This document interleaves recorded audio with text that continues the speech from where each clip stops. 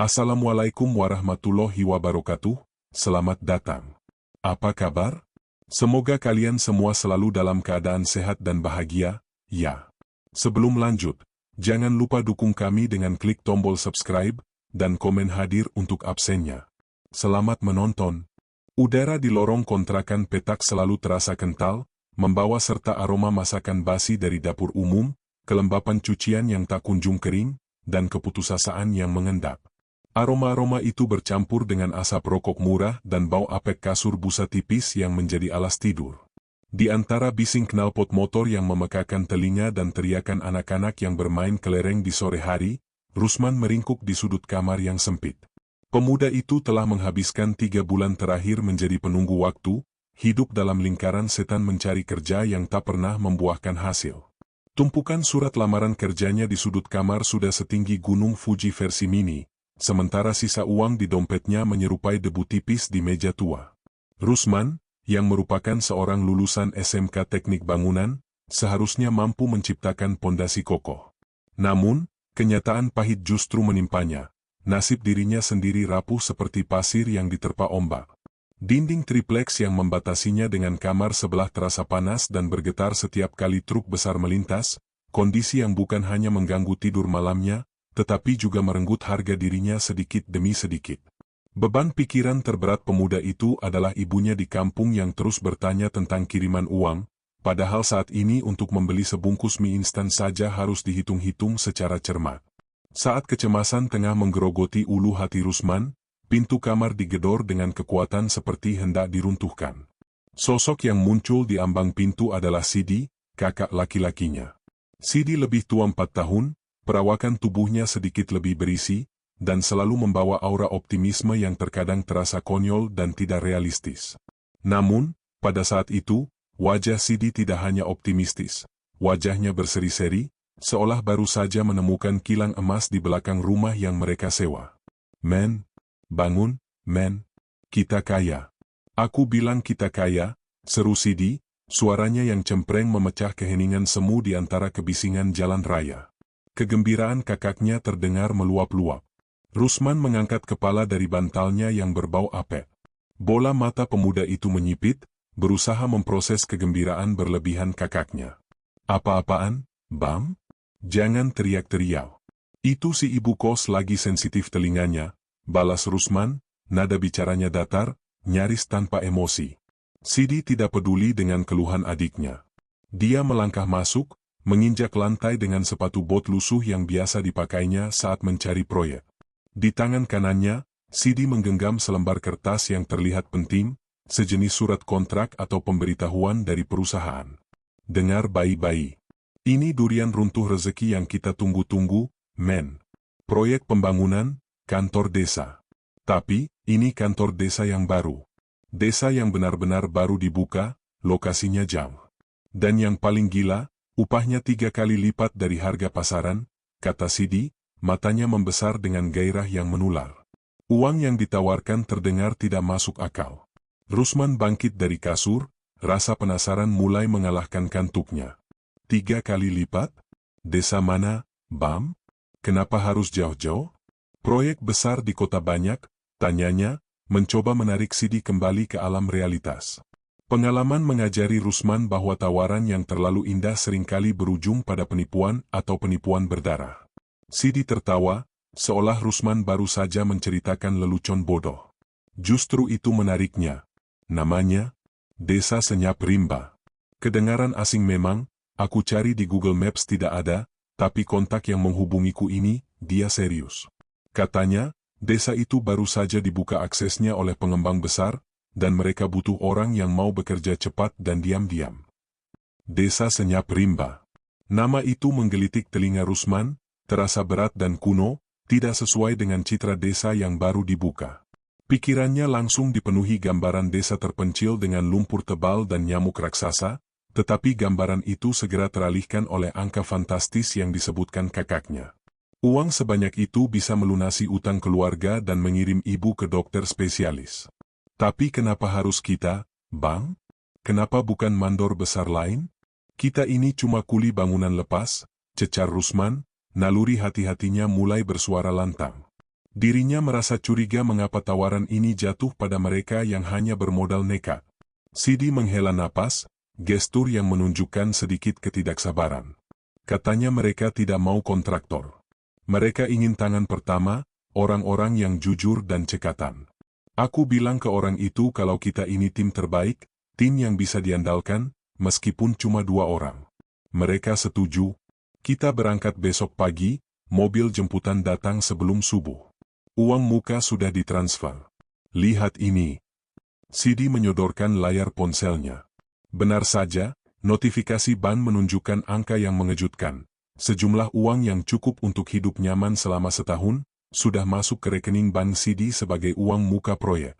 Penglihatan Rusman terhadap angka itu segera melumpuhkan semua keraguan logisnya. Bagi seorang pemuda yang hanya memiliki uang koin di sakunya, notifikasi transfer bank itu adalah sebuah wahyu yang tidak terbantahkan. Angka ini nyata, men. Kita selesaikan proyek ini, kita tidak perlu lagi tinggal di kandang tikus ini. Kita bisa beli rumah yang ada jendelanya. Sidi terus meyakinkan. Melihat ekspresi wajah kakaknya yang begitu yakin, dan mengingat kembali semua penolakan kerja yang dideritanya, benteng keraguan Rusman mulai runtuh.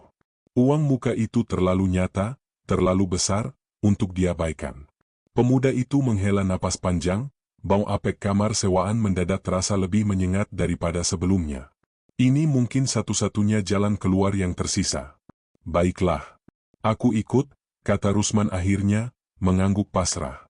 Tapi kau pastikan ini bukan proyek penyelundupan atau semacamnya, Bang. Aku tidak mau berurusan dengan polisi. Sidi menepuk bahu sang adik keras-keras, hampir membuatnya terjungkal. Polisi? Kita ini mau membangun kantor desa, men. Pondasi, tembok, atap. Kita kerja halal. Siapkan barang-barangmu, kita hanya membawa alat pertukangan dasar dan pakaian. Makan dan tempat tinggal sudah disediakan. Katanya, desa itu benar-benar terpencil, jadi tidak ada warung. Rusman mulai membereskan perkakasnya, meteran, palu, paku, dan beberapa baju lusuh. Pikiran pemuda itu mulai berputar cepat, menghitung-hitung bagaimana uang ini akan mengubah nasibnya. Harapan baru yang tiba-tiba ini terasa seperti obat penenang yang sangat kuat. Namun, jauh di sudut hatinya, sebuah bisikan samar muncul, dingin seperti embun pagi. Kenapa semua ini terasa terlalu mudah? Malam itu, Rusman kesulitan tidur. Mencoba mencari desa senyap rimba di internet. Tidak ada hasil. Sama sekali. Peta digital tidak mengenalnya, forum-forum desa terpencil juga membisu. Ini semakin menguatkan firasat aneh pemuda tersebut. Rusman memandang Sidi yang tidur mendengkur, dan merasa bahwa kakaknya itu telah membawa mereka berdua ke dalam suatu masalah besar. Tepat pukul 3 pagi, saat kota masih terlelap dalam kegelapan dan keheningan, suara klakson mobil membahana di depan gang.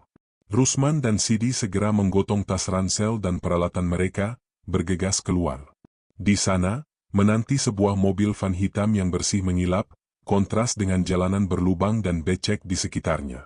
Pengemudinya adalah seorang pria paruh baya bertubuh kurus, mengenakan kemeja rapi, wajahnya tampak datar tanpa senyum sedikit pun. Pria itu hanya mengangguk sopan, tidak mengucapkan sepatah kata pun.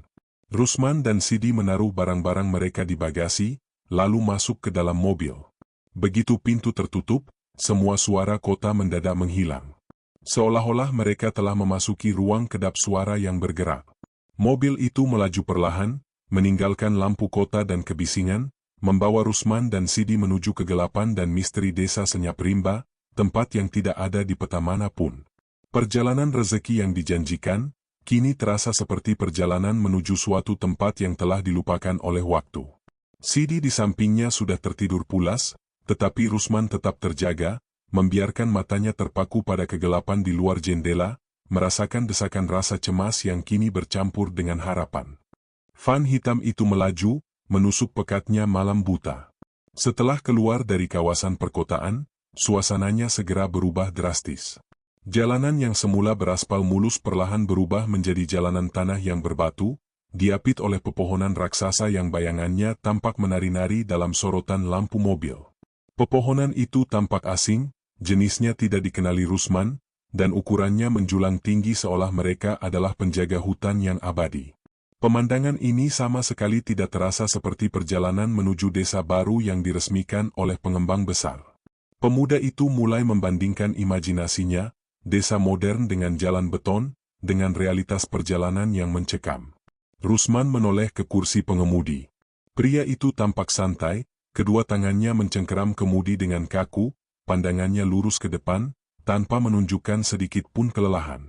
Musik dari tape mobil diputar dengan volume sangat rendah, melodi kuno yang sulit diidentifikasi, seperti rekaman dari puluhan tahun lalu, alunan musik yang terdengar seperti gumaman tanpa lirik. Kakak Rusman, Sidi, sudah terlelap di kursi penumpang, mulutnya sedikit terbuka, tampak damai dalam ketidaktahuan. Setelah Rusman memperkirakan sekitar 2 jam di jalan, dirinya mencoba mengecek ponselnya, berharap menemukan sinyal.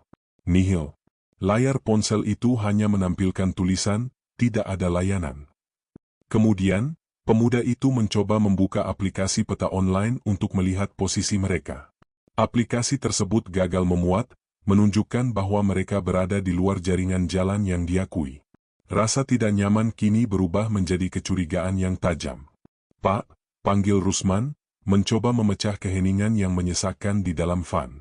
Suara Rusman terdengar keras di dalam ruang kedap suara itu. Pengemudi itu tidak menoleh, tetapi menjawab dengan suara berat yang mengejutkan, "Ya? Kita sudah sampai mana, ya?" "Sepertinya sudah sangat jauh dari kota," tanya Rusman, mencoba terdengar santai meskipun hatinya berdebar. Dirinya khawatir telah membuat keputusan yang salah. "Hampir sampai. Sebentar lagi kita memasuki wilayah inti desa," jawab pengemudi itu. Suaranya mekanis, tanpa intonasi atau emosi. Setelah jawaban singkat itu, pria itu kembali membisu, seolah percakapan singkat itu menguras seluruh energinya. Rusman menyandarkan punggungnya, membiarkan pandangannya mengembara keluar jendela. Dia mulai memperhatikan pola perjalanan yang aneh. Mereka seharusnya bergerak lurus ke pedalaman, tetapi mobil itu tampak berputar-putar tanpa alasan yang jelas. Kadang-kadang mereka melewati gugusan pohon yang sama, tetapi dari sudut pandang yang berbeda, seolah pengemudi itu sengaja mengambil jalan melingkar. Kabut tebal tiba-tiba muncul dan hilang dalam hitungan detik, bukan kabut alami yang disebabkan oleh cuaca, melainkan kabut yang terasa seperti penghalang visual, dirajut dari kelembapan dingin yang aneh dan mencekik. Waktu terus merayap. Rusman sudah merasa mereka menghabiskan waktu setidaknya 5 hingga 6 jam dalam perjalanan, yang seharusnya sudah cukup untuk mencapai kota lain. Perutnya mulai keroncongan, dan matahari seharusnya sudah terbit dan menerangi hutan. Namun, di luar jendela, langit tetap berada dalam kondisi remang-remang yang tidak berubah, seperti adegan di mana waktu dibekukan atau cahaya dilarang masuk. Tiba-tiba, pengemudi itu menekan rem tanpa aba-aba. Mobil van itu berhenti total di depan jalan setapak yang nyaris tak terlihat, ditutupi oleh semak belukar dan ranting-ranting tebal. Di sana, terpasang sebuah papan kayu sederhana. Tidak ada cat berwarna cerah, hanya ukiran tangan yang terlihat kuno dan kasar. Papan itu bertuliskan, "Selamat datang di desa Senyap Rimba." Namun, yang membuat bulu kuduk Rusman merinding bukanlah nama desa itu. Papan kayu tersebut tampak terlalu tua untuk desa yang katanya baru dibuka. Kayunya lapuk, lumutnya tebal, seolah papan itu sudah berdiri di sana selama ratusan tahun, diabaikan oleh waktu. "Kita sudah sampai," ujar pengemudi, sambil mematikan mesin. Sidi terkejut bangun dari tidurnya. "Sudah sampai? Kenapa di sini? Di mana jalan masuknya?" tanyanya, matanya masih setengah terpejam, mencoba menyesuaikan diri dengan cahaya redup. "Jalan masuknya sudah di depan. Kita berjalan dari sini," jawab pengemudi itu. Dia segera turun, membuka bagasi, dan menurunkan barang-barang Rusman dan Sidi tanpa menunggu bantuan. Saat menginjakkan kaki di tanah, Rusman merasakan keanehan yang menusuk. Tanah itu dingin, meskipun tidak ada embun yang terlihat. Udara di sekitarnya terasa hampa, tidak ada suara jangkrik, burung, atau hewan hutan lainnya. Desa Senyap Rimba benar-benar senyap, bahkan di ambang hutannya. Pengemudi itu menunjuk ke jalan setapak. "Ikuti jalan ini sampai Anda melihat gerbang kayu besar. Di sana, kepala desa sudah menunggu. Tugas saya selesai." Semoga lancar, katanya, suaranya masih tanpa emosi, hampir seperti robot. Sebelum Rusman sempat mengucapkan terima kasih atau bertanya lebih lanjut tentang rute kembalinya, pengemudi itu sudah masuk kembali ke mobil van hitamnya. Tanpa membalikkan badan, tanpa menyalakan lampu depan, van itu langsung meluncur mundur, menghilang kembali ke kegelapan, seolah ditelan oleh hutan dalam sekejap mata, tidak meninggalkan jejak suara sedikit pun. Gila! Sopir macam apa itu? Kenapa dia buru-buru sekali? Protes Sidi, sambil menggendong tas peralatannya. Kakaknya itu tampak bingung, tetapi masih mencoba bersikap ceria. Sudahlah, Bang. Ayo cepat. Aku mulai tidak suka dengan tempat ini, ujar Rusman, mendesak kakaknya. Perasaan buruk itu kian kuat, seperti ada tangan dingin yang meremas jantungnya. Mereka pun berjalan, mengikuti jalan setapak yang terasa semakin becek. Tak lama kemudian, mereka melihatnya, gerbang kayu besar. Gerbang itu terbuat dari kayu ulin hitam pekat yang kokoh, diukir dengan motif tumbuhan menjalar yang asing dan kuno. Di atasnya, tergantung lentera minyak kuningan yang memancarkan cahaya kuning redup. Melewati gerbang itu, Rusman dan Sidi memasuki kawasan yang mereka yakini sebagai desa Senyap Rimba. Desa itu sunyi, namun anehnya bersih total. Tidak ada sampah plastik, tidak ada debu jalanan. Rumah-rumah penduduk di sana terbuat dari kayu yang usianya terlihat sangat tua, tetapi dalam kondisi yang sempurna. Tidak ada satupun kayu yang lapuk atau cat yang terkelupas.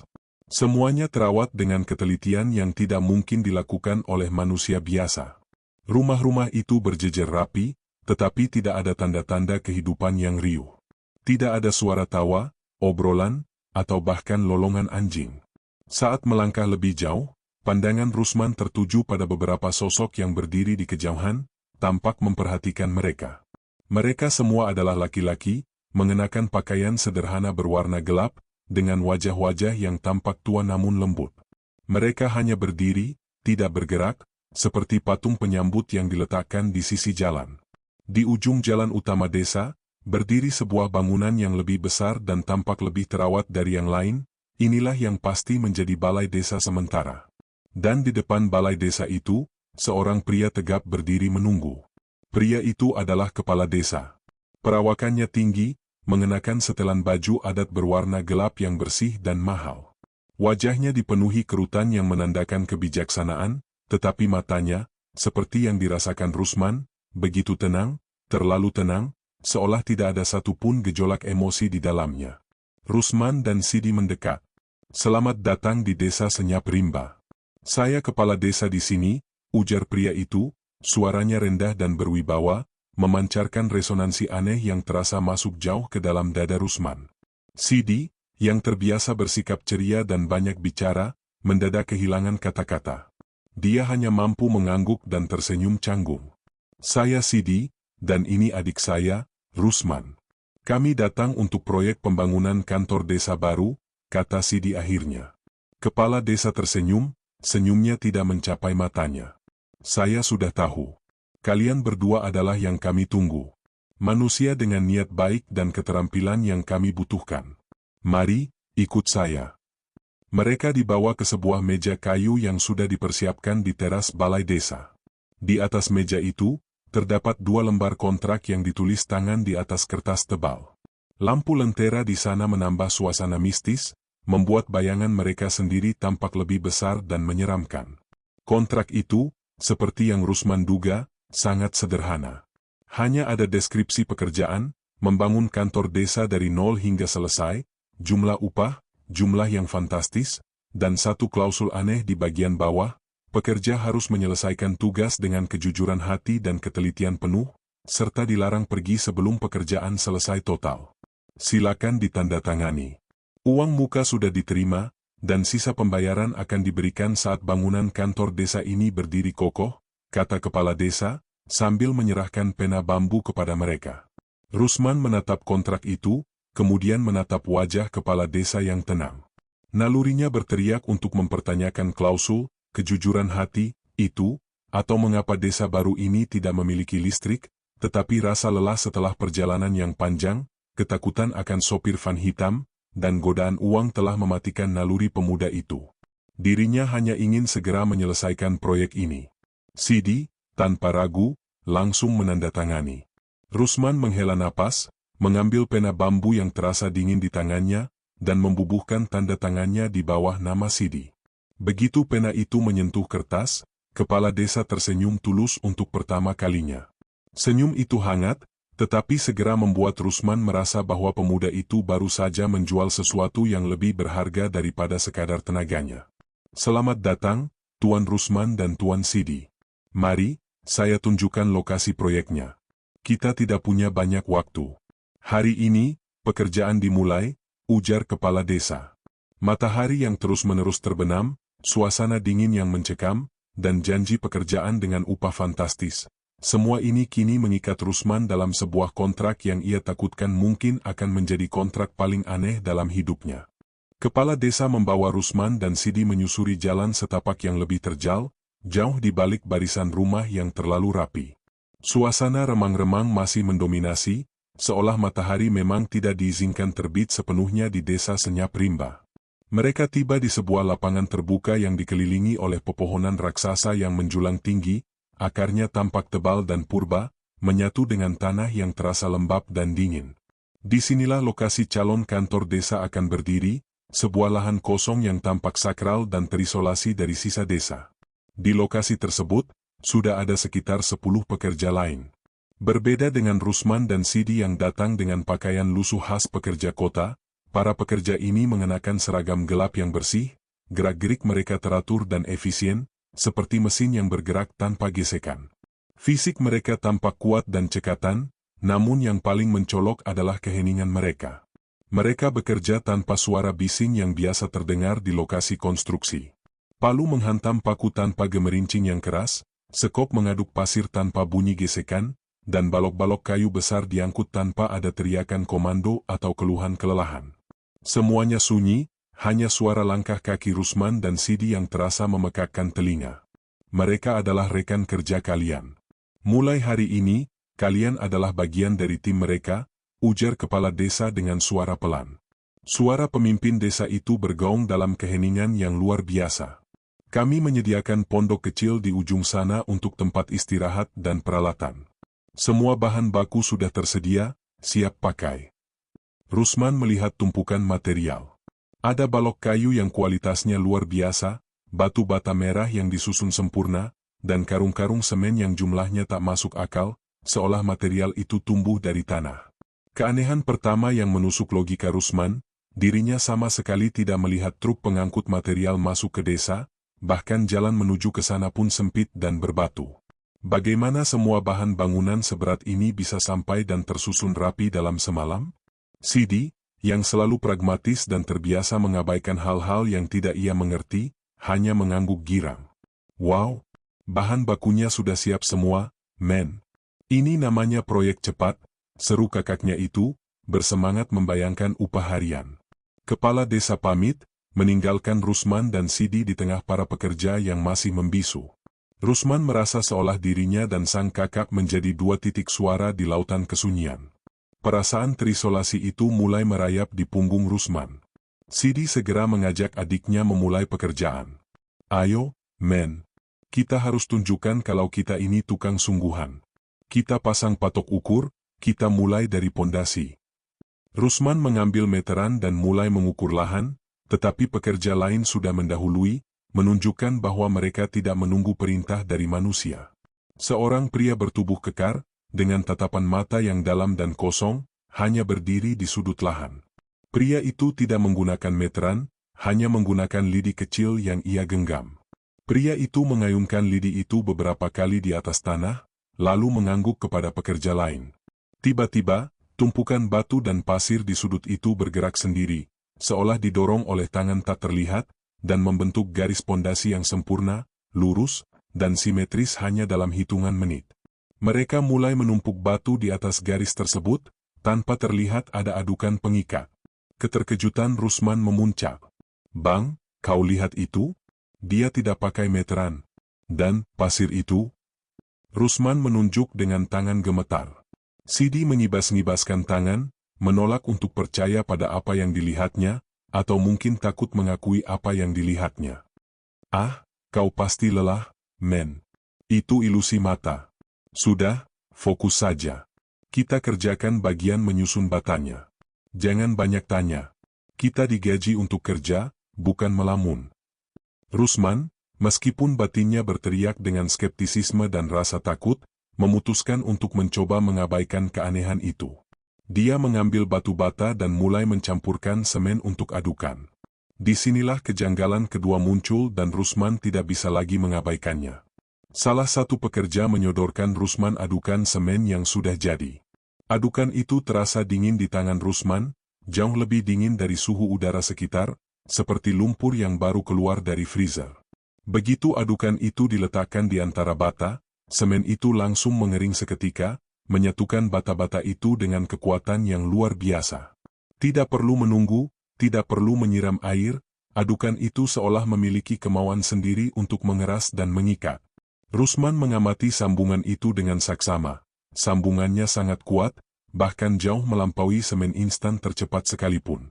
Rusman mencoba mengaduk semennya sendiri. Dia mencampurkan semen bubuk, pasir, dan air.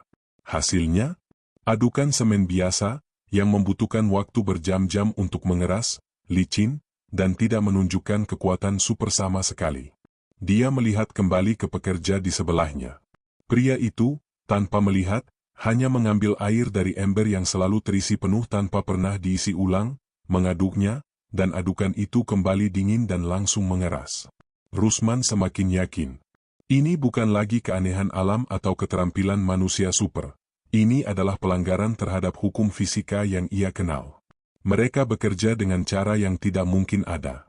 Saat jam makan siang tiba, sebuah meja panjang dan beberapa bangku kayu tiba-tiba sudah tersedia di bawah pohon besar, tanpa ada yang terlihat membawanya.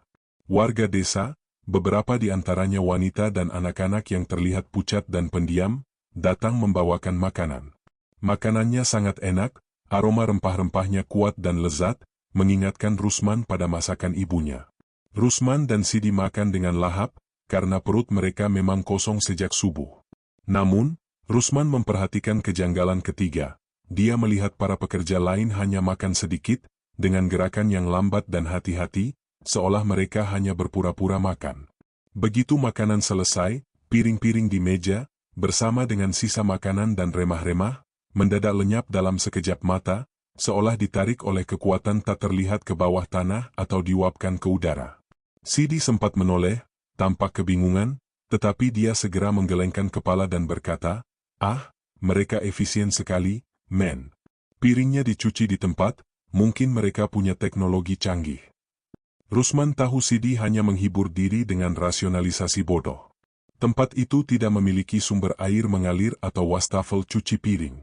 Tidak ada teknologi canggih yang bisa menghilangkan piring dan remah-remah secepat itu. Sisa hari itu dihabiskan Rusman dalam kekalutan batin. Dia bekerja secepat mungkin, berusaha meniru gerakan para pekerja lain, tetapi hasilnya selalu terlihat kaku dan lambat. Pekerjaan Rusman, meskipun sudah jauh lebih baik dari biasanya, tampak seperti pekerjaan anak-anak di sebelah hasil sempurna para kuli misterius itu. Rusman hanya bisa menyumbang sekitar 2% dari total pekerjaan tersebut, sebagian besar dilakukan oleh 10 orang lain itu, dalam keheningan yang menakutkan. Sore menjelang, dan dengan cepat, pondasi kantor desa sudah selesai, rapi, dan kokoh, seolah sudah berdiri berbulan-bulan. Rusman memperhatikan bahwa meskipun mereka sudah bekerja selama lebih dari 12 jam, langit tetap berada dalam kondisi remang-remang yang tidak berubah, seolah desa senyap rimba terjebak dalam senja yang abadi. Saat hari benar-benar gelap, meskipun cahaya tidak pernah hilang sepenuhnya, kepala desa kembali. "Istirahatlah. Pekerjaan yang bagus. Besok kita mulai memasang tiang dan tembok," katanya, lalu memberikan mereka 2 kantong kain. "Ini tempat tidur kalian. Dan ini adalah upah harian kecil, sebagai penambah semangat." Rusman memegang kantong kain itu. Isinya terasa seperti dedaunan kering, namun dingin. Ketika dibukanya di pondok kecil yang disediakan, isinya adalah 2 lembar uang kertas kuno, yang entah mengapa terasa berharga, dan bukan dedaunan. Rusman menyentuh alat pertukangannya yang diletakkan di sudut. Meteran besinya kini terasa lebih dingin dari sebelumnya. Di malam hari, saat Rusman sedang berbaring, ia melihat Sidi. Sang kakak tidur dalam posisi telentang, dan dalam samar-samar cahaya lentera dari luar, Rusman bersumpah melihat tubuh Sidi melayang beberapa sentimeter dari kasur tipisnya. Sidi tampak damai, seolah gravitasi tidak berlaku untuknya. Napas Rusman tercekat. Ketakutan itu nyata dan memuncak. Pemuda itu mencoba berteriak, tetapi suaranya tertahan di tenggorokan. Rusman mencoba menggerakkan tangannya, tetapi tubuhnya seperti lumpuh. Penglihatan Rusman terpaku pada tubuh kakaknya yang melayang, seperti selembar kertas yang ditiup angin. Dengan seluruh kekuatannya, Rusman berhasil menjulurkan tangan dan menyentuh lengan Sidi. Sentuhan itu tidak dingin, hanya terasa normal. Begitu disentuh, tubuh Sidi mendadak jatuh kembali ke kasur dengan bunyi bluk kecil. Sidi hanya menggumam, membalikkan badan, dan kembali mendengkur, tidak menyadari apa yang baru saja terjadi. Rusman terduduk, napasnya tersengal-sengal. Pemuda itu memegang dadanya, jantungnya berdebar tidak keruan. Dia melihat keluar jendela pondok. Desa Senyap Rimba tetaplah sunyi. Rusman tahu, ini bukan lagi masalah desa terpencil atau pekerja yang efisien. Ini adalah masalah gaib, masalah yang melampaui logika. Dan dia dan kakaknya telah menandatangani kontrak di sana. Mereka terikat pada janji di sebuah desa yang tidak ada. Keesokan paginya, Rusman mencoba membicarakan kejadian semalam, tetapi Sidi hanya menganggapnya sebagai mimpi buruk akibat terlalu lelah. Sidi, yang sepenuhnya buta terhadap hal-hal mistis dan hanya terfokus pada uang, menolak mentah-mentah ide bahwa dia melayang. Kau kecapean, men.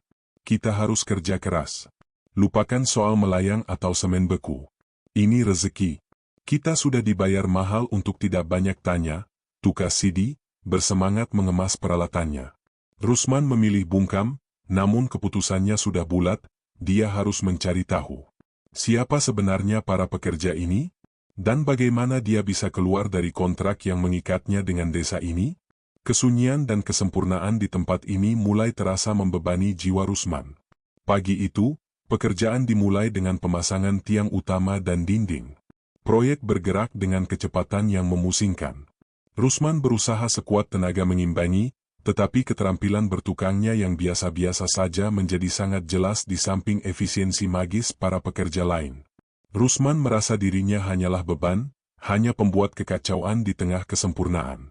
Saat Rusman sedang mencoba memotong balok kayu ulin yang sangat keras, dia membuat kesalahan fatal. Dia menggunakan gergaji tangan dengan sudut yang salah, dan gergajinya mendadak patah karena tekanan yang tidak seimbang. Potongan kayu itu melengkung, dan balok mahal itu menjadi rusak, tidak bisa dipakai sebagai tiang utama. Itu adalah kesalahan yang amatir, kesalahan yang tidak pernah dia lakukan di proyek kota. Rusman tertegun, melihat balok kayu yang rusak itu. Dia merasa malu dan takut dimarahi oleh kepala desa, karena kerusakan material di tempat ini pasti dianggap kejahatan besar. Tiba-tiba, sebuah suara berat dan bergetar terdengar di belakangnya. Suara itu tidak keras, tetapi memiliki resonansi yang membuat Rusman merinding. Dasar ceroboh. Kayu sebagus ini kau perlakukan seperti ranting kering? Rusman menoleh. Di belakangnya berdiri seorang pria tua, yang Rusman kenali sebagai salah satu pekerja pendiam dari hari sebelumnya. Pria itu, yang kemudian Rusman ketahui bernama Mbah Sastro, memiliki janggut putih yang terawat dan panjang, dan sorot matanya yang teduh, namun memancarkan otoritas yang luar biasa. Dia sama sekali tidak terlihat marah, hanya kecewa, seperti seorang guru yang melihat muridnya gagal ujian sederhana. Maaf, Mbah. Saya kurang fokus. Saya lelah, Rusman menjawab, merasa malu dan bersalah. Mbah Sastro menatap Rusman lekat-lekat. Pandangan pria tua itu seolah menembus jiwa Rusman, menilai bukan hanya keterampilannya, tetapi juga niat di baliknya. Kau manusia. Manusia adalah makhluk yang ceroboh, tapi juga punya hati yang lurus.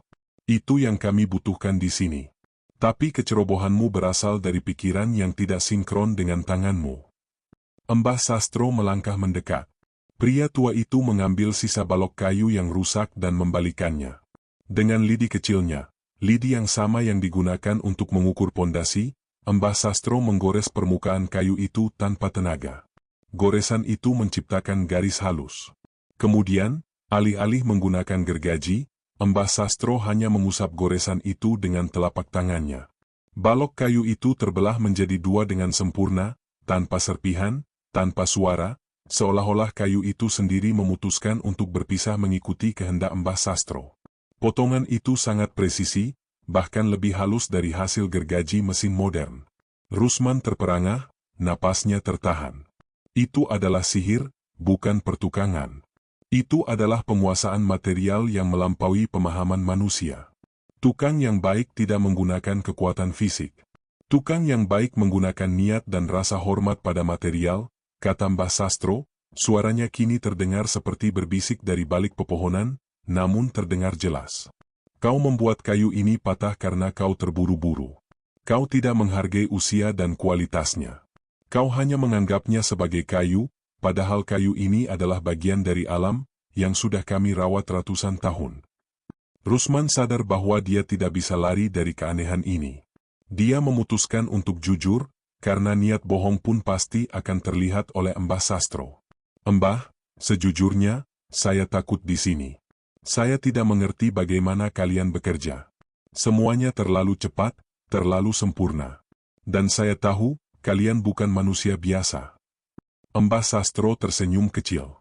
Senyum itu tidak menakutkan, melainkan penuh kearifan. Kau pemuda yang jujur. Itu bagus. Kami memang bukan manusia biasa. Kami adalah penghuni desa ini, sudah ada jauh sebelum manusia mengenal beton. Kami adalah yang disebut jin, jin yang menjaga desa ini dan hanya ingin membangun tempat kami dengan tulus. Kami hanya mengambil dari alam apa yang kami butuhkan, dan mengembalikannya dalam bentuk yang lebih baik. Pengakuan itu, yang diucapkan dengan begitu tenang, seharusnya membuat Rusman lari kencang. Tetapi, anehnya, ketakutannya justru mereda, digantikan oleh rasa ingin tahu yang mendalam dan kekaguman pada etos kerja Mbah Sastro. Kami butuh manusia. Manusia memiliki keikhlasan dan kerja keras yang tidak bisa kami tiru sepenuhnya. Itu adalah pondasi spiritual yang harus ada di bangunan ini, lanjut Mbah Sastro. Aku melihat bakat dalam dirimu, Rusman. Kau mau belajar, tapi kau harus melupakan semua yang kau pelajari di kota, di mana waktu adalah uang dan kualitas diabaikan. Di sini, kualitas adalah harga diri. Mbah Sastro menawarkan kesepakatan yang tidak terduga, dia akan menjadi mentor Rusman. Kau akan bekerja, tetapi aku akan mengajarimu cara kerja kami. Bukan sihir, Nab, tetapi harmonisasi dengan material. Kau harus belajar mendengarkan kayu dan merasakan adukan semen. Kau harus mengerti, material ini menolak pembohongan, katanya. Rusman, melihat peluang untuk bertahan hidup, menguasai keterampilan yang luar biasa, dan menyelesaikan kontrak, mengangguk tanpa ragu. Saya mau, Mbah. Ajari saya. Saya ingin membuat bangunan yang sempurna, bangunan yang jujur. Mbah Sastro tersenyum lebar. Bagus. Ambil pasir ini. Rusman mengambil segenggam pasir yang terasa dingin. Mbah Sastro kemudian berbisik, tutup matamu. Bayangkan pasir ini adalah semen. Bayangkan dia adalah tembok yang ingin kau buat. Salurkan semua ketulusan dan fokusmu ke sana. Ketika Rusman membuka mata, pasir di tangannya sudah mengeras menjadi batu bata mini yang sempurna, terasa dingin dan kokoh. Rusman terkesiap, hampir menjatuhkan bata itu. Itu baru permulaan, ujar Mbah Sastro. Kualitas adalah doa, Rusman. Di sini, niat burukmu adalah musuh terbesarmu. Jika kau berniat curang, pekerjaanmu akan hancur sendiri. Mulai sekarang, kita bekerja dengan hati yang bersih, bukan hanya tangan yang kuat. Sejak saat itu, Rusman memiliki mentor gaib. Mbah Sastro mulai mengajarinya teknik-teknik pertukangan yang benar-benar mustahil. Bagaimana mengukur sebuah ruangan hanya dengan melihatnya, bagaimana membelah batu dengan sentuhan, dan yang paling penting, bagaimana menyalurkan ketulusan ke dalam setiap pekerjaan. Rusman belajar bahwa para jin ini tidak peduli dengan waktu atau uang, mereka peduli pada kesempurnaan dan keikhlasan dari orang yang membangunnya. Rusman, yang semula hanya kuli biasa, kini dilatih untuk menjadi tukang yang jujur, efisien, dan hampir sempurna, di bawah bimbingan jin. Rusman pun memulai perjalanan menjadi tukang terbaik, ironisnya, di sebuah kampung yang tidak ada di peta. Pelajaran dari Mbah Sastro mengubah segalanya bagi Rusman. Hari-hari yang semula penuh dengan kepanikan dan kebingungan kini digantikan oleh fokus yang mendalam. Rusman tidak lagi melihat palu dan paku sebagai alat pasif, melainkan sebagai perpanjangan dari kehendak tulusnya. Dalam 2 minggu yang terasa seperti waktu yang terlipat di desa Senyap Rimba, kemampuan Rusman melonjak drastis, melampaui seluruh pengalaman bertukang yang pernah ia dapatkan di dunia manusia. Rusman, yang dulunya seorang kuli rata-rata, kini bergerak dengan presisi seorang master. Di bawah bimbingan sang mentor gaib, Rusman belajar teknik yang mustahil. Mbah Sastro menunjukkan cara membuat adukan semen yang dingin itu bereaksi hanya dengan fokus niat yang murni. Rusman hanya perlu memvisualisasikan ikatan yang kuat, dan adukan itu akan mengeras dalam hitungan detik, membentuk sambungan yang tak tertandingi. Pemuda itu juga tidak lagi membutuhkan meteran besi untuk mengukur. Mbah Sastro mengajarkan Rusman untuk mendengarkan material. Kayu akan berbicara di mana ia harus dipotong, dan batu akan memberitahu di mana ia harus diletakkan. Ketika Rusman memegang balok, pemuda itu bisa merasakan berat dan kerapatan balok itu, dan tahu persis di mana pusat keseimbangan dan titik potongnya berada, sebuah keterampilan yang melampaui perhitungan mekanis. Kecepatan dan ketelitian Rusman mulai menyamai para pekerja gaib lainnya. Dirinya kini bisa bekerja dalam keheningan yang sama, gerakannya efisien, teratur, dan minim kesalahan. Rusman menjadi seperti bayangan mereka, bergerak dalam irama konstruksi yang sunyi. Para pekerja jin yang lain, yang awalnya hanya menatapnya tanpa ekspresi, kini mulai menunjukkan anggukan kecil sebagai bentuk pengakuan. Mereka mulai berinteraksi, meskipun percakapan mereka pendek dan selalu berputar pada kualitas pekerjaan dan ketulusan niat. "Potonganmu sudah lurus, lurus tanpa paksaan," puji salah satu pekerja, suaranya seperti bisikan angin yang lewat di antara pepohonan. "Kayu itu sudah nyaman di posisinya, ia menerima perlakuanmu," ujar yang lain, saat Rusman selesai memakukan tiang. Rusman mulai merasa nyaman. Kampung gaib ini, meskipun sunyi dan diselimuti misteri, menawarkan kedamaian dan profesionalisme yang tidak pernah ia temukan di proyek konstruksi kota, yang penuh teriakan, asap rokok, dan persaingan tidak sehat. Rasa takut perlahan memudar, digantikan oleh rasa hormat yang mendalam pada Mbah Sastro dan janji rezeki yang melimpah, asalkan ia tetap berpegangan pada kejujuran. Sidi, di sisi lain, memilih untuk menutup mata terhadap semua keanehan yang semakin gila. Kakak Rusman itu menganggap kecepatan kerja itu sebagai mukjizat rezeki, hasil dari kerja keras kolektif yang super efisien. Sidi hanya fokus pada tumpukan uang kertas kuno yang ia kumpulkan setiap sore. Sidi sering menyuruh adiknya untuk beristirahat atau berhenti ketika sudah waktunya, tetapi Rusman, terikat pada etika kerja gaib yang tidak mengenal lelah sebelum sempurna, akan menolak. "Bangunannya harus lurus, Bang. Jangan sampai ada sedikit pun kemiringan. Bangunan ini butuh ketepatan, butuh keseriusan," ujar Rusman pada Sidi yang sudah rebahan di pondok. "Kau jadi aneh, men. Kau sudah seperti robot. Kita ini kuli, bukan arsitek Tuhan." "Santai saja, sudah bagus begini juga," balas Sidi, setengah mengantuk, tidak mengerti perubahan adiknya. Suatu malam yang sunyi, saat desa benar-benar tenggelam dalam keheningan yang menekan, Rusman keluar dari pondok untuk mengambil air. Sambil berjalan melintasi lokasi proyek yang gelap, pemuda itu melihat bayangan kepala desa berdiri sendirian di tengah lapangan. Sosok pemimpin desa itu tidak bergerak, hanya berdiri tegak di bawah cahaya lentera yang redup. Rusman merasa seolah kepala desa sedang mengawasi, bukan dengan mata, tetapi dengan seluruh keberadaannya, merasakan setiap getaran niat di desa itu. Rusman memutuskan untuk memberanikan diri. Rasa ingin tahu tentang misteri yang mengikatnya jauh lebih besar daripada rasa takutnya. Dia berjalan mendekati kepala desa. "Pak Lurah," panggil Rusman pelan, suaranya terasa asing di tengah keheningan. Sosok itu berbalik perlahan. Matanya yang teduh, seolah menyimpan rahasia ribuan tahun, menatap Rusman. Pandangan kepala desa terasa menembus jiwa Rusman, mencari kebenaran di baliknya. "Ada yang ingin kau tanyakan, Tuan Rusman?" tanyanya, suaranya bergaung pelan, berwibawa, dan tenang. Saya mulai mengerti cara kerja Mbah Sastro. Tapi saya masih tidak mengerti, kenapa harus kami? Kalian bisa membangun ini secepat kedipan mata. Kenapa kalian membutuhkan dua manusia biasa seperti kami? Tanya Rusman, suaranya terdengar sedikit gemetar. Kepala desa tersenyum, senyum yang kali ini terasa penuh kepiluan dan kelelahan abadi. Kami bisa membangun dengan sempurna. Kami bisa membuatnya berdiri dalam satu kedipan mata dengan kekuatan kami. Tetapi, bangunan yang didirikan dengan sihir murni, hanya akan menjadi tempurung kosong tanpa roh. Kami ingin kantor desa ini hidup. Kami ingin kantor ini menjadi tempat pelayanan yang tulus dan jujur bagi seluruh penghuni kami, gaib maupun manusia yang tersesat dan berdiam di sini. Kepala desa kemudian berjalan mendekati pondasi yang sudah berdiri kokoh. Kami butuh jiwa kemanusiaan yang bersih, Rusman. Kami butuh keringat dan kelelasan yang didorong oleh niat baik. Hanya manusia yang dapat mentransfer rasa lelah itu menjadi keberkahan, jika didasari ketulusan. Ketika kau menyemen, kau tidak hanya mencampur material, kau mencampur harapan dan keikhlasan yang abadi. Kepala desa meletakkan tangannya di batu pondasi.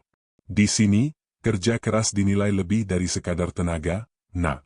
Ia dinilai dari kejujuran dan hati yang kau tanamkan pada setiap bata.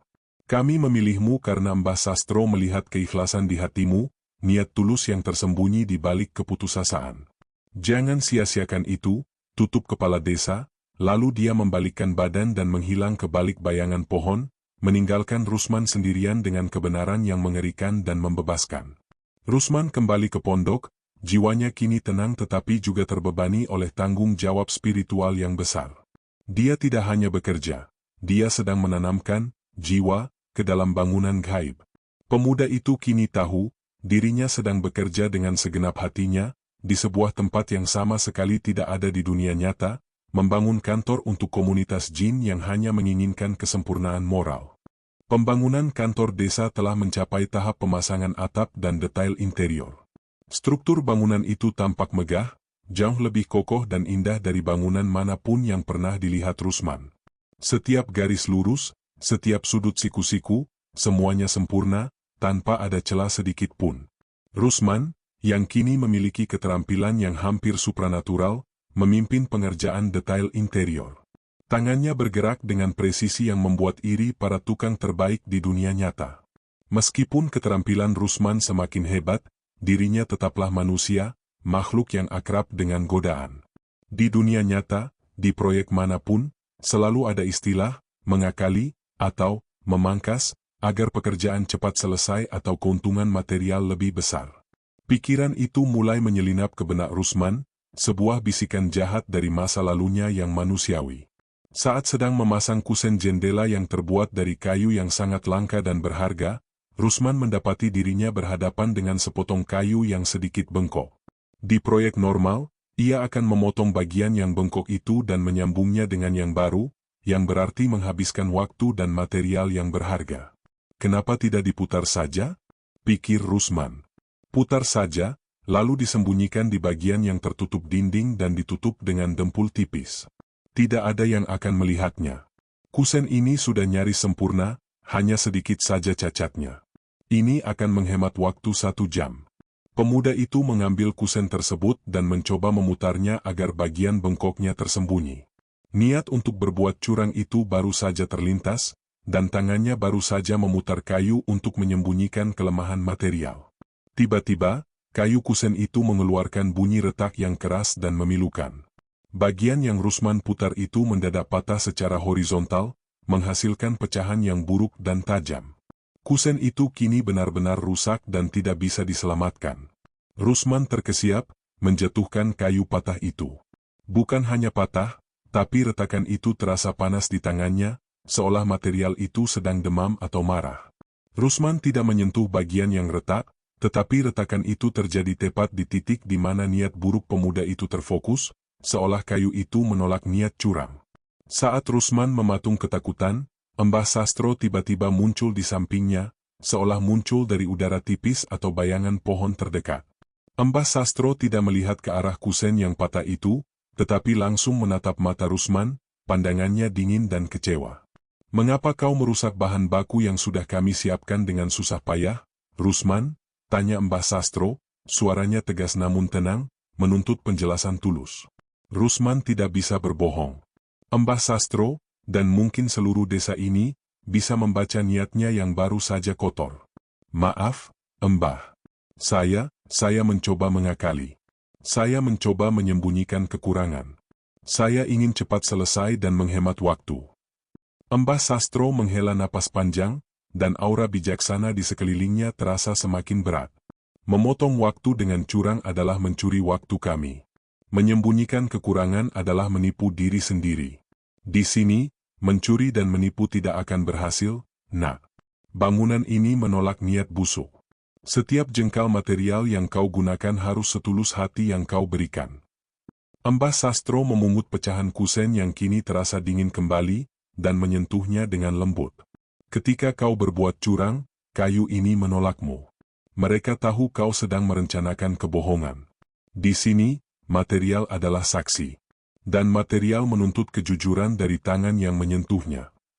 Pria tua itu kemudian menunjuk ke arah Sidi, yang sedang bekerja jauh di seberang ruangan, mencoba memasang bingkai atap. Sidi terlihat bekerja keras, tetapi sesekali tampak tergesa-gesa. Sidi mencoba menghemat beberapa paku di salah satu sambungan atap, menganggapnya tidak penting karena bagian itu akan tertutup. Rusman, dengan penglihatan tajam yang kini dimilikinya, bisa melihat paku itu tidak tertancap sempurna, menonjol sedikit. Saat Sidi hendak menutupi sambungan itu dengan papan, tiba-tiba papan yang dipegang Sidi terlepas dari tangannya sendiri, meluncur ke bawah dan mendarat keras di lumpur yang becek. Sidi menggerutu, harus turun dan mengambil papan itu lagi, membersihkannya, dan menaiki tangga. Tindakannya membuang waktu lebih banyak daripada jika dia menancapkan paku dengan benar sejak awal.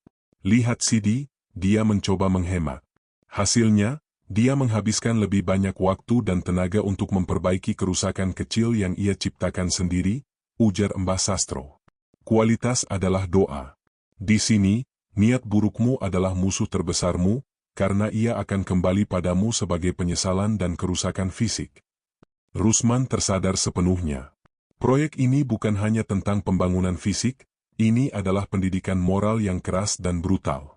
Mereka tidak hanya diawasi oleh Mbah Sastro atau kepala desa, tetapi oleh bangunan itu sendiri, oleh material yang mereka sentuh, yang memiliki kesadaran untuk menolak kebohongan. Pemuda itu mengambil balok kayu baru dan gergajinya. Kali ini, tidak ada kecerobohan, tidak ada pikiran curang. Rusman memegang kayu itu, menarik napas dalam-dalam, dan memvisualisasikan garis potong yang lurus dan jujur. Gergaji itu meluncur dengan mulus, menciptakan potongan yang sempurna dan bersih. Dalam hatinya, Rusman berjanji untuk tidak pernah lagi mengkhianati materialnya. Mbah Sastro mengangguk puas. Bagus. Kau belajar dengan cepat. Teruslah bekerja dengan hati itu. Karena dengan hati yang bersih itulah, kantor desa ini akan menjadi yang terbaik, dan jiwamu akan aman. Sejak hari itu, Rusman tidak pernah lagi tergoda untuk curang. Ia bekerja dengan intensitas spiritual, bukan hanya fisik. Kualitas kerjanya semakin sempurna. Ia sepenuhnya menjadi bagian dari tim gaib, seorang manusia yang bekerja dengan etika dan kesempurnaan para jin. Rusman kini siap memasuki tahap penyelesaian, yang berarti waktu kebebasannya sudah dekat. Setelah insiden kusen yang patah secara ajaib, Rusman benar-benar berubah.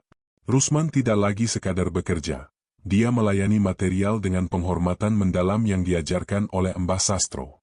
Setiap kayu yang dipotong, setiap adukan semen yang dicampur, dilakukan dengan konsentrasi yang hampir meditatif dan hati yang bersih dari niat buruk. Kualitas kerjanya melampaui standar manusia manapun, seolah-olah tangan pemuda itu adalah perpanjangan dari kesempurnaan alam, diarahkan oleh berkah gaib. Rusman sudah sepenuhnya melepaskan diri dari etos kerja kota yang serba cepat dan penuh trik. Perubahan pada Rusman tidak luput dari perhatian para pekerja gaib. Mereka yang awalnya pendiam dan dingin, kini mulai menunjukkan penerimaan. Rusman tak lagi hanya diizinkan bekerja di samping mereka. Rusman kini memimpin beberapa pengerjaan detail interior yang paling rumit, terutama pada bagian-bagian yang menuntut ketelitian dan ketulusan niat paling tinggi. Para jin itu tampaknya mengakui bahwa meskipun mereka memiliki kekuatan, Rusman memiliki hati manusia yang murni, sesuatu yang berharga untuk diwariskan pada bangunan. Tangan manusia itu sudah lurus.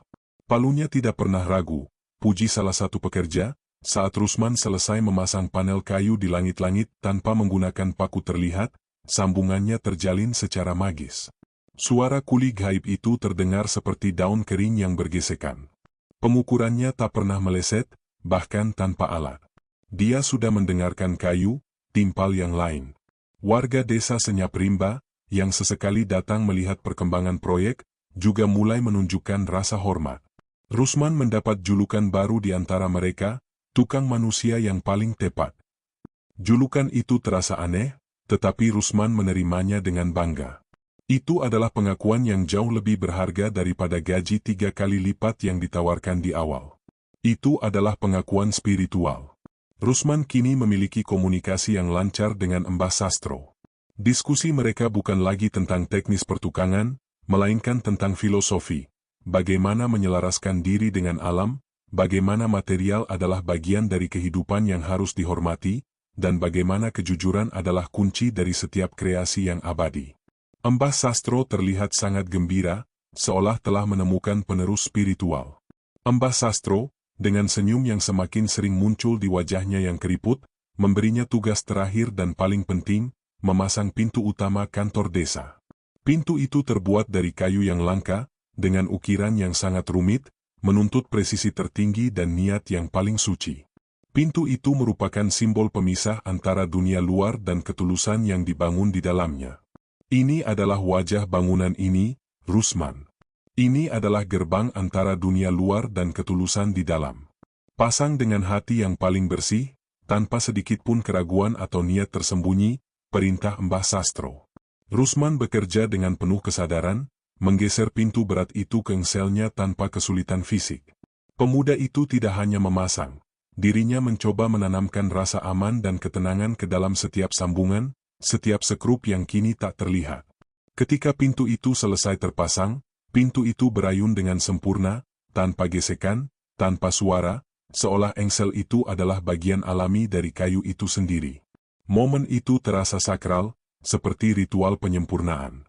Tepat saat Rusman menyentuh bingkai pintu terakhir, kepala desa muncul. Kepala desa kini tidak hanya berwibawa, tetapi memancarkan aura kegembiraan yang tulus. Kepala desa berdiri di depan pintu yang baru terpasang itu, lalu mengangguk puas. Proyek hampir selesai. Engkau telah menyelesaikannya dengan baik, Rusman, ujar kepala desa. Matanya menatap Rusman lekat-lekat, penuh penghargaan yang dalam. Terima kasih, Tuan Rusman. Engkau telah menanamkan keikhlasan yang dibutuhkan bangunan ini. Bangunan yang didirikan dengan kejujuran, akan membawa berkah bagi seluruh penghuninya, baik yang terlihat maupun yang tidak terlihat. Kepala desa mendekat, menyentuh bahu Rusman. Sentuhan itu terasa dingin, namun membawa sensasi energi yang mengalir, seperti aliran sungai yang deras. Rusman merasa seolah segala kepenatan dan keraguan terhapus dari tubuhnya, digantikan oleh ketenangan dan kepastian. Kantor desa ini akan menjadi yang terbaik di antara seluruh desa kami, bukan karena bahan bakunya, tetapi karena kau membangunnya dengan hati manusia yang paling tulus, bukan sekadar tenaga kuli, puji kepala desa, kata-katanya mengukir pengakuan yang tak ternilai dalam benak Rusman. Rusman merasa haru.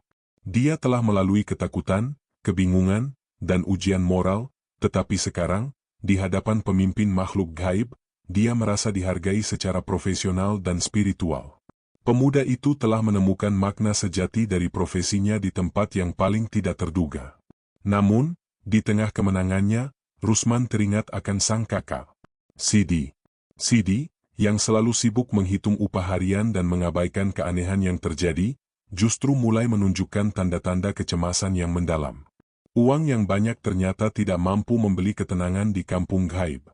Sementara Rusman terbenam dalam spiritualitas pertukangan yang agung, Sidi mulai dilanda kegelisahan yang memuncak, sebuah kegelisahan yang tidak bisa ia hilangkan meskipun kantongnya penuh dengan uang kertas kuno. Semua uang fantastis yang ia kumpulkan terasa hampa, dikelilingi oleh kesunyian desa Senyap Rimba dan perilaku aneh para pekerja gaib. Sidi diam-diam menyadari bahwa dia dan adiknya tidak pernah melihat makanan mereka disiapkan, hanya disajikan. Tidak pernah ada bunyi masak, dan mobil pengangkut material tak pernah terlihat. Kecemasan itu membuatnya gelisah, dan ia mulai meragukan seluruh proyek ini, bukan karena etikanya, tetapi karena naluri bertahan hidupnya yang primitif. Suatu malam, Sidi berhasil mendapatkan sedikit sinyal ponsel di tepi desa, di dekat hutan yang gelap dan lembab. Segera saja, dia menggunakan kesempatan emas itu untuk menghubungi temannya, Jaya, seorang mandor bangunan di kota asal mereka. Jaya, aku di desa Senyap Rimba. Kami sedang membangun kantor desa. Proyek besar, kata Sidi, berusaha keras terdengar bangga dan normal. Terdengar tawa keras dari ujung telepon. Tawa yang normal, bising, dan manusiawi. Senyap Rimba? Desa apa itu, Di? Kau mabuk? Kau di pelosok mana? Desa Senyap Rimba itu nama film horor. Aku serius, di belakang hutan keramat yang dibilang orang-orang. Kau tahu itu? Desak Sidi, suaranya mulai bergetar. Tawa Jaya mereda, digantikan keheningan yang dingin. Keheningan yang berbeda dari keheningan desa Senyap Rimba, keheningan yang membawa kengerian manusia. Dengar, Di. Aku kenal semua proyek di jalur itu. Tempat yang kau sebutkan itu, di belakang jalur hutan lama, itu adalah hutan keramat yang dijaga kuat oleh penunggu lama. Tidak ada proyek desa di sana, tidak ada yang berani membuka aksesnya. Kau sedang dikerjai oleh siapa? Itu tanah, mereka. Jantung Sidi mencelos, seolah ditarik ke bawah oleh kekuatan gravitasi yang tiba-tiba berlipat ganda. Semua kekhawatiran yang ia abaikan kini menghantamnya secara bersamaan. Tubuhnya terasa dingin, meskipun udara tidak seberapa dingin. Dia teringat kembali pada sopir van hitam yang menghilang, semen yang mengeras seketika, dan tubuhnya yang melayang saat tidur. Sidi segera memutuskan sambungan, ketakutan yang sesungguhnya kini merasukinya hingga ke tulang sumsum.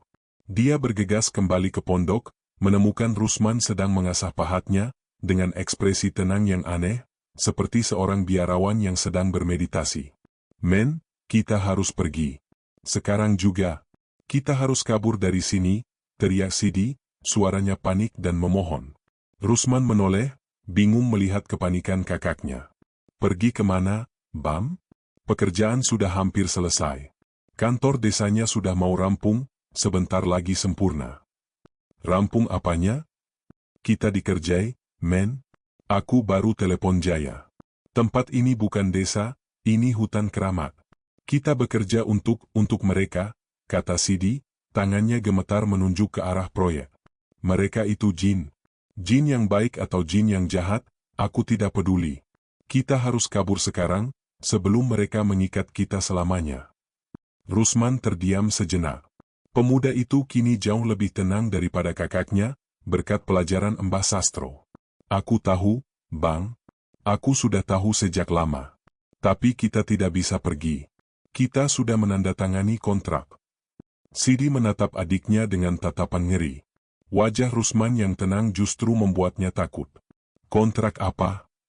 Kontrak dengan hantu? Kontrak ini tidak sah di pengadilan manusia. Kontrak dengan kepala desa. Kita dilarang pergi sebelum pekerjaan selesai total. Mereka membutuhkan hati kita di bangunan ini, Rusman mengingatkan, dengan nada tenang yang justru membuat Sidi semakin takut. Lagi pula, aku tidak bisa pergi. Aku harus menyelesaikan ini dengan baik. Aku sudah berjanji pada Mbah Sastro. Tinggalkan janji dan Mbah Sastro MU. Kita akan mati, men. Uang itu tidak ada artinya kalau kita jadi tumbal abadi. Sidi mulai mengemas barang-barangnya dengan panik, memasukkan pakaian dan tumpukan uang ke dalam ranselnya. Melihat adiknya menolak, Sidi memutuskan untuk kabur sendiri. Tanpa pamit, Sidi menyambar ranselnya yang penuh uang dan lari keluar pondok, menuju jalan setapak yang membawa mereka masuk. Sidi berlari secepat mungkin, melewati gerbang kayu besar yang suram, dan menerobos semak belukar. Setelah berlari selama hampir setengah jam, memaksakan dirinya melewati hutan yang terasa dingin, dia yakin sudah mencapai jalan raya, tempat van hitam itu meninggalkannya. Namun, saat Sidi berhenti untuk mengatur napas, Sidi terkejut dan putus asa. Pemandangan di depannya adalah gerbang kayu besar. Dia telah berlari, berputar, memaksakan diri, tetapi dia kembali berada di tempat yang sama. Jalanan yang ia lalui hanya membawanya berputar-putar, seperti labirin yang tidak berujung. Sidi mencoba lagi. Dia berlari ke arah yang berbeda, mengambil jalur hutan yang lebih tebal. Dia berlari hingga kakinya lecet dan napasnya habis, air mata mengalir di wajahnya. Dan lagi-lagi, saat dia berhenti, yang ia lihat hanyalah pondok kerja dan bangunan kantor desa yang megah, yang kini tampak mengejeknya dengan kesempurnaan. Mereka tidak bisa keluar. Sidi ambruk ke tanah yang terasa dingin, menyadari kebenaran yang mengerikan, mereka terperangkap di kampung gaib ini, dan satu-satunya cara untuk bebas adalah menyelesaikan kantor desa itu hingga sempurna dan diterima oleh pemimpin jin. Sidi merangkak kembali ke pondok, menemui adiknya yang masih tenang mengasah pahatnya, seolah tidak terjadi apa-apa. Kita tidak bisa pergi, men. Kita benar-benar tidak bisa pergi, bisik Sidi, suaranya putus asa, rasa takutnya kini mencapai puncaknya. Rusman menatapnya, ada sedikit rasa kasihan di matanya. Aku sudah bilang, Bang, kita harus selesaikan. Bangun dengan hati yang lurus, dan kita akan bebas. Itu satu-satunya jalan keluar yang disepakati. Sidi kini tahu bahwa proyek rezeki ini adalah penjara yang terbuat dari perjanjian. Mereka harus patuh pada aturan para jin jika ingin melihat dunia nyata lagi. Sidi pun kembali bekerja, tidak lagi demi uang, tetapi demi keselamatan dan kebebasan mereka. Setelah upaya pelarian Sidi yang gagal, kakak Rusman itu akhirnya menyerah dan menerima nasib mereka. Sidi kembali bekerja, tidak lagi dengan semangat uang, melainkan dengan ketakutan dan kepatuhan yang dipaksakan. Dia mengikuti instruksi Rusman, yang kini diakui sebagai pemimpin manusia di lokasi proyek. Meskipun Sidi tidak mencapai kesempurnaan seperti adiknya, dia bekerja dengan ketulusan yang dipaksakan, karena tahu betul konsekuensi jika berniat curang. Kakak Rusman itu kini sadar, satu-satunya cara untuk keluar adalah melalui kejujuran yang total. Rusman, di sisi lain, bekerja dengan intensitas yang lebih tinggi. Tangannya terasa dingin, tetapi gerakannya adalah seni, memadukan kecepatan manusia dengan presisi gaib. Hari-hari terakhir pembangunan dihabiskan dalam keheningan total, tidak ada lagi teguran, hanya anggukan persetujuan dari para pekerja jin. Pekerjaan bergerak dengan kecepatan yang memusingkan. Kantor desa baru itu kini berdiri megah dan kokoh. Bangunan itu bukan hanya sekadar bangunan, ia adalah mahakarya arsitektur spiritual.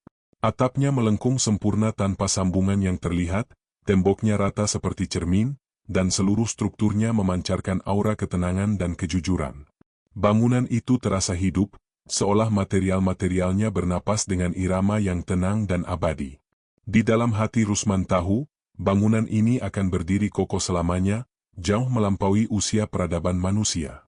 Tepat saat cahaya remang-remang khas desa Senyap Rimba mulai memudar, menandakan bahwa pekerjaan telah selesai dan mencapai titik klimaks. Kepala desa dan Embah Sastro muncul, diikuti oleh seluruh pekerja jin. Mereka berdiri dalam formasi setengah lingkaran di depan kantor desa, suasana hening yang diciptakan begitu hikmat dan sakral.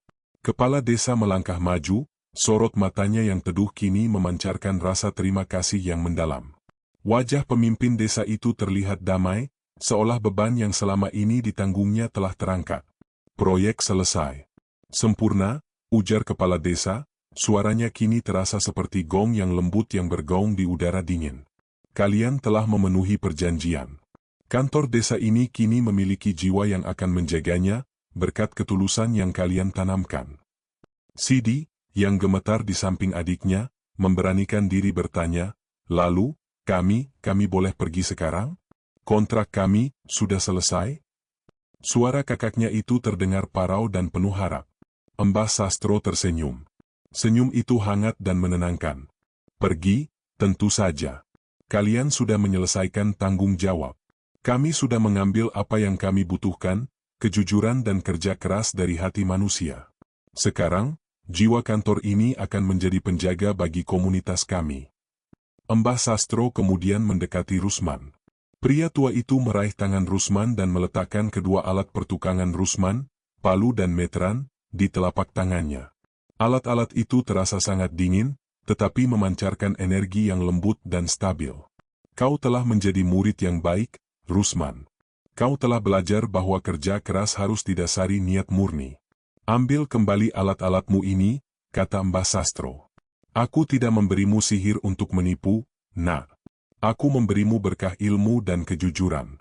Berkah ini akan membuat niat tulusmu lebih tajam daripada pisau manapun, dan hasil kerjamu akan selalu presisi, asalkan kau tidak pernah mengkhianati hati nuranimu.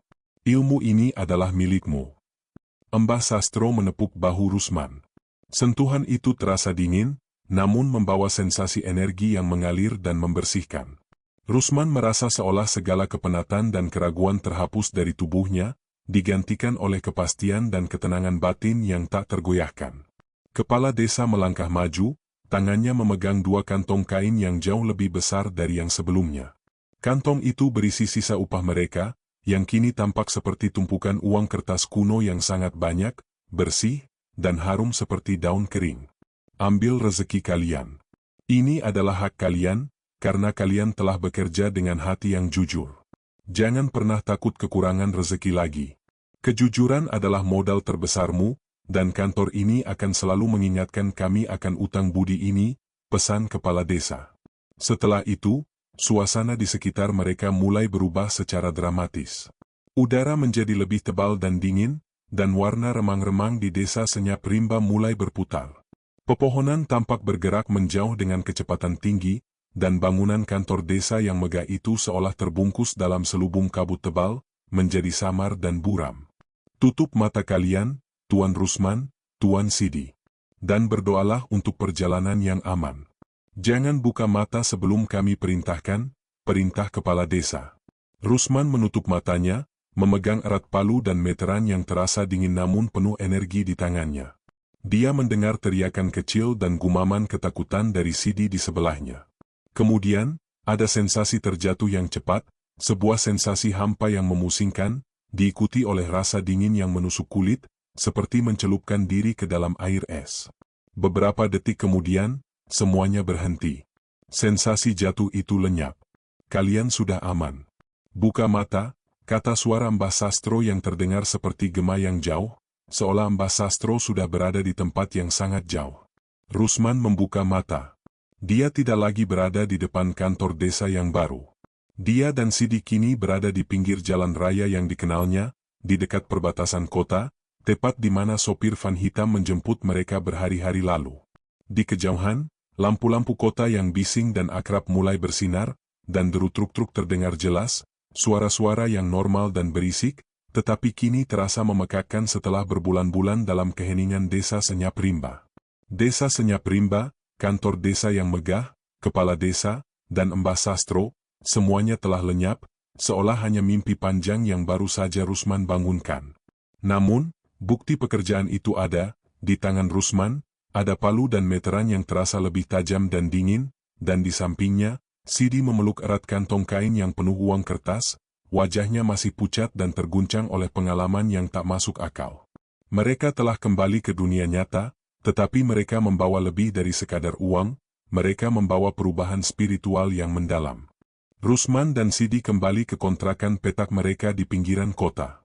Kamar yang semula terasa menyesakkan, kini terasa aneh, dipenuhi bising yang memekakkan telinga setelah berhari-hari dalam kesunyian desa Senyap Rimba. Semua kebisingan, bau asap, dan kekacauan di kota terasa asing, hampir menjijikkan, setelah mengalami kesempurnaan sunyi di kampung gaib. Mereka memegang uang dalam jumlah yang sangat besar. Uang itu nyata, dan diterima di bank tanpa masalah, tidak berubah menjadi dedaunan kering seperti yang dikhawatirkan Sidi. Sidi, meskipun trauma, segera mengurus pelunasan utang keluarga dan mengirim uang dalam jumlah besar untuk ibu di kampung. Namun, uang itu tetap tidak bisa menghilangkan ketakutan yang dialaminya. Sidi menjadi pendiam, sering melamun, dan pandangannya sering kosong, takut jika ada sesuatu yang mengejar mereka dari kampung gaib, atau jika kantor desa itu tiba-tiba muncul di depan mereka. Rusman, sebaliknya, tampak damai dan tenang. Kejadian di desa Senyap Rimba tidak meninggalkannya dengan trauma, melainkan dengan keterampilan yang luar biasa dan etika kerja yang suci yang tertanam kuat dalam jiwanya. Pemuda itu kini memiliki ketenangan batin yang membuatnya tidak lagi terpengaruh oleh kekacauan di sekitarnya. Beberapa minggu kemudian, setelah menenangkan diri, Rusman memutuskan untuk kembali bekerja sebagai tukang. Dia tidak mencari proyek besar. Dia menerima proyek-proyek kecil untuk menguji berkah dari Mbah Sastro dan menyesuaikan diri kembali dengan hukum fisika dunia manusia yang terasa kasar. Saat Rusman mulai bekerja, semua orang terkejut. Pemuda itu tidak lagi membutuhkan waterpass untuk memastikan lantai rata. Tangannya bisa merasakan kemiringan sekecil apapun yang terjadi, seolah inderanya telah disempurnakan. Palu yang digunakannya tidak pernah meleset, dan setiap paku tertancap sempurna dalam sekali pukul. Setiap potongan kayu yang dia buat benar-benar presisi, seolah diukur dengan laser, padahal Rusman hanya menggunakan meteran tua yang kini terasa dingin dan penuh energi gaib. Bahkan saat mencampur adukan semen biasa, adukan yang dibuat Rusman selalu lebih kuat dan lebih cepat mengering daripada milik tukang lain, karena niat tulus yang ia salurkan ke dalamnya. Pekerjaan Rusman sempurna, cepat, dan tanpa cacat. Rusman menyelesaikan pekerjaan 2 kali lebih cepat dari tukang terbaik lain, dengan hasil yang tidak bisa ditiru. Ketenaran Rusman menyebar cepat di antara para mandor dan pemilik rumah. Tukang Rusman menjadi nama yang selalu dicari, dan dia bisa menaikkan harganya setinggi yang dia mau, karena kualitasnya tak tertandingi. Orang-orang heran. Bagaimana mungkin seorang pemuda yang dahulu biasa-biasa saja kini bisa membuat sambungan kayu yang tak terlihat, atau dinding yang benar-benar lurus dalam waktu singkat, dan selalu tepat waktu? Kau pakai ilmu apa, men? Bangunan ini sempurna sekali. Tidak ada celah sedikit pun, tanya seorang mandor saingan, terheran-heran, memeriksa hasil pekerjaan Rusman. Kau bahkan tidak perlu mengecek dengan pengukur. Kau hanya melihat dan memotong. Kau seperti cenayang bangunan, timpal seorang pemilik rumah, kagum melihat kecepatan dan ketepatan Rusman. Rusman hanya tersenyum tenang. Pemuda itu tidak pernah menceritakan kisah desa senyap rimba. Dia hanya menjawab dengan pelajaran dari Mbah Sastro, pelajaran yang kini menjadi prinsip hidupnya. Saya diajari, Pak. Diajari untuk bekerja dengan hati yang bersih. Kalau hati kita lurus, hasil pekerjaan pasti sempurna, karena materialnya akan patuh pada niat baik. Sidi, yang kini menjadi asisten Rusman, karena ketakutan berlebihan membuatnya tidak berani mencari proyek sendiri, menjadi saksi hidup dari perubahan adiknya. Sidi tahu bahwa semua keajaiban ini adalah hasil dari kontrak gaib mereka. Sidi tidak pernah lagi berani curang dalam pekerjaan, takut jika palu atau papan menolak niat buruknya. Sidi kini mempromosikan adiknya sebagai tukang Rusman, si tangan jujur, tanpa menyadari betapa harfiahnya gelar itu. Di tengah kesuksesannya, Rusman sering menyentuh palu dan meteran di saku celananya. Keduanya terasa dingin, pengingat akan perjanjian abadi yang mengikatnya, perjanjian kejujuran. Dia tahu bahwa selama dia menjaga keikhlasan dan ketulusan dalam bekerja, berkah dari Mbah Sastro akan terus menyertainya, memastikan rezeki yang melimpah dan kualitas yang sempurna. Rusman telah kembali dari perjalanan yang ia kira adalah proyek desa baru, padahal itu adalah sekolah bimbingan spiritual dari kaum gaib. Pemuda itu kini bukan hanya seorang tukang, melainkan penjaga kualitas dan kejujuran yang abadi, membawa pelajaran dari kampung gaib ke dunia yang fana, dan menemukan rezeki yang paling jujur dalam hidupnya.